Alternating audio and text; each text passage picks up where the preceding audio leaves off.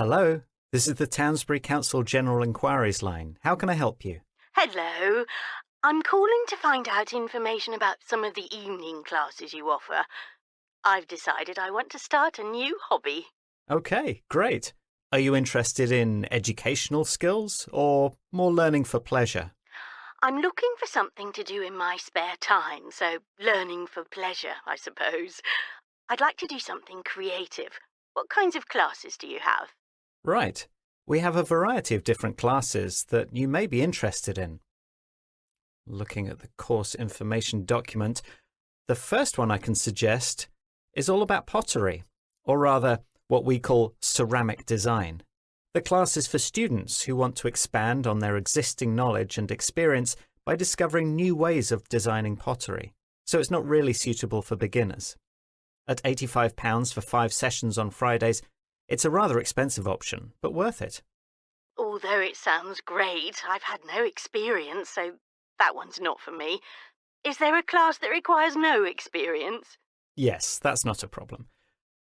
We have our extended course on upholstery. Although the description doesn't say much, in this course you'll learn how to restore old furniture by giving it a new look using different types of fabric. It's a good choice if you're environmentally minded. This one is £300, but it covers 3 months' tuition and includes all the fabrics and materials. It runs on Mondays and Wednesdays. That one sounds very interesting. I'll have to think about it, as it's a big commitment. Another option for you would be our drawing and painting class. This one is special as it's free of charge for 2 weeks and it runs on Thursday evenings. In this class, you'll learn different techniques to help you with your creativity and learn how to get the best out of different subjects. Again, you need no experience for this class. It would be wrong of me not to go to this one because of the price. I think I'll definitely sign up for it. Are there any writing classes? Yes, we have a writing class set up on Tuesday evenings called Creative Writing. This runs for a month and costs just £10 a session. We have a published author taking the class and they will guide you through different styles of writing to help you use your creativity. At the end of the course, there's a competition to get a piece published in the local newspaper. That sounds great. Thank you very much. Can I book a couple of classes over the phone with you now, or would it be better to go to the website? It's probably best to complete our online form. Okay, great. I'll do that. Once I've made my booking, how do I know that I've been accepted onto the course? Will I get an email? After your booking has been processed, you'll usually receive a phone call confirming your place on the course and when the start date will be and who your tutor is. You'll be given your tutor's email address and then all communication goes via that email address. Wonderful. Thanks very much for your help.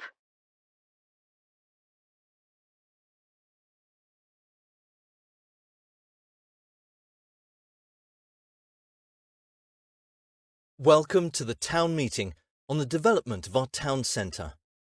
I'm Martin King, the leader of the Town Planning Committee, and I'm pleased to see so many of you here.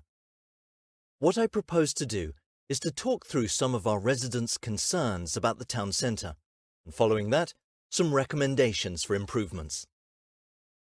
First of all, I'm thrilled to say that the majority of residents were happy with the widening of the pavements in the High Street.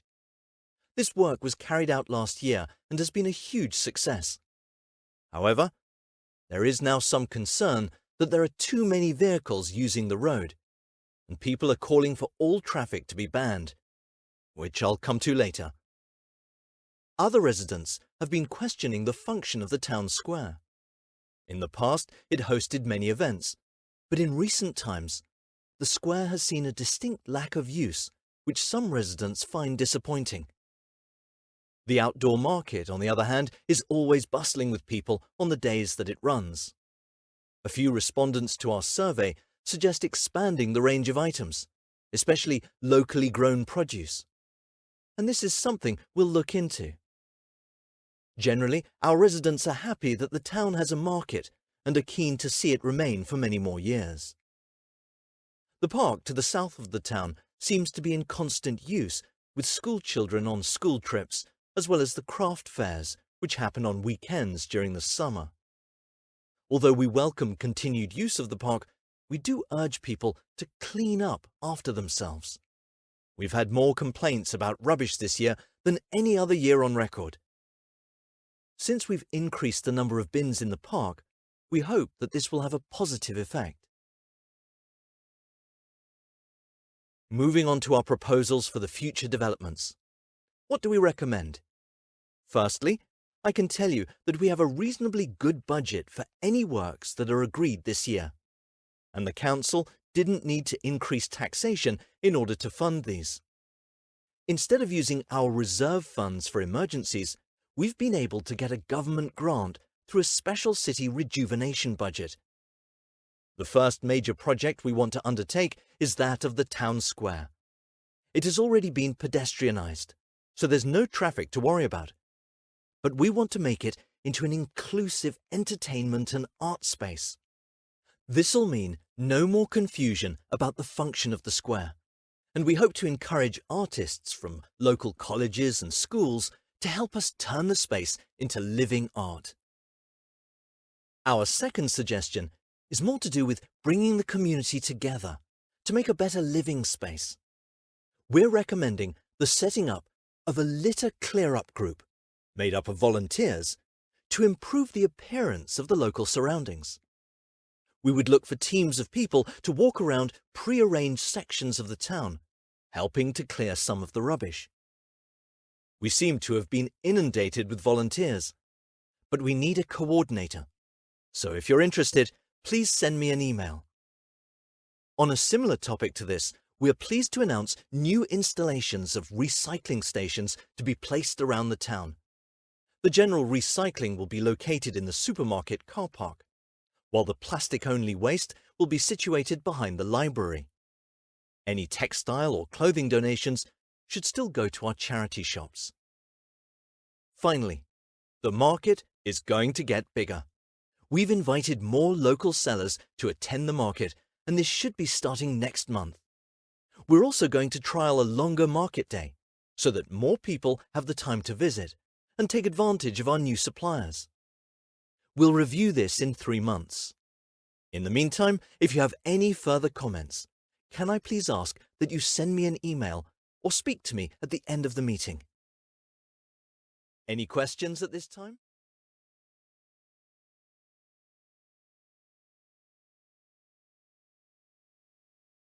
Hi, it's Mark, isn't it? We sat next to each other in our first lecture yesterday. Yes, that's right. In chemistry, right? I'm sorry, but I've forgotten your name. I'm Kate. Don't worry, it's hard remembering everyone's names when you're meeting so many people for the first time. Exactly.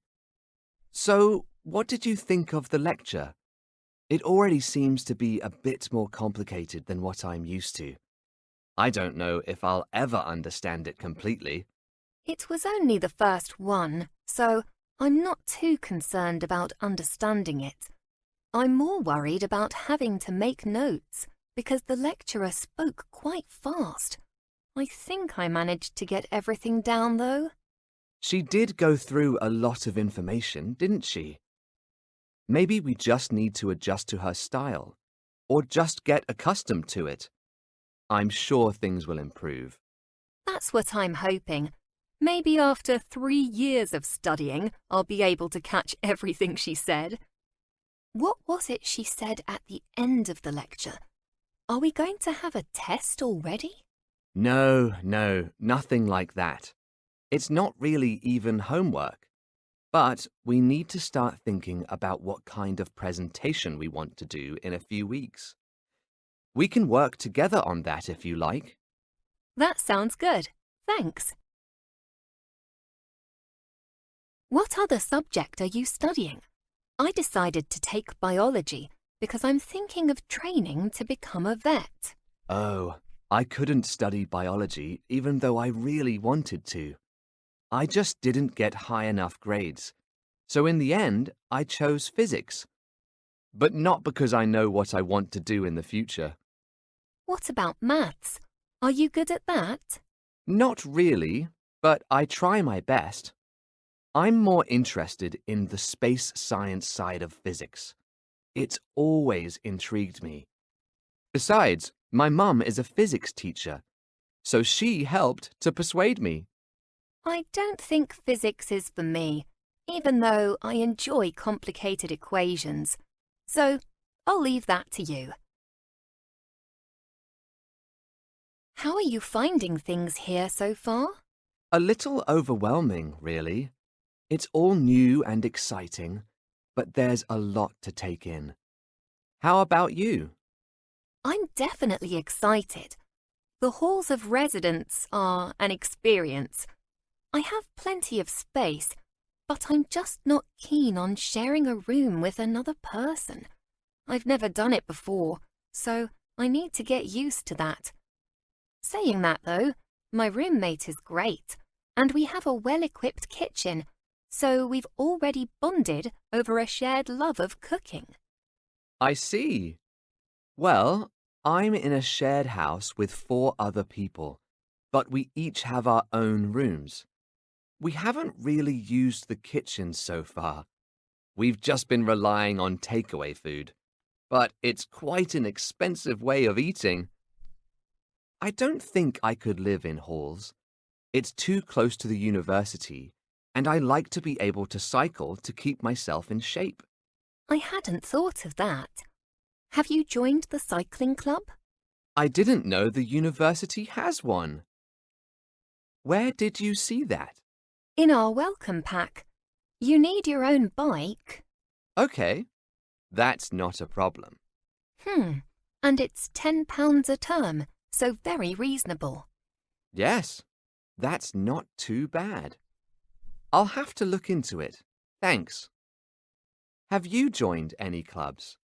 I joined the creative writing group, but I'm not too sure I'll carry on with it. I think I'll just be too busy to do anything outside of classes and studying, although I've loved writing stories in the past. It's a free club too, and there are already lots of members. But I think I might have to see how things go with my studies. Well, see how you get on over the next few weeks. Things will get easier, I'm sure.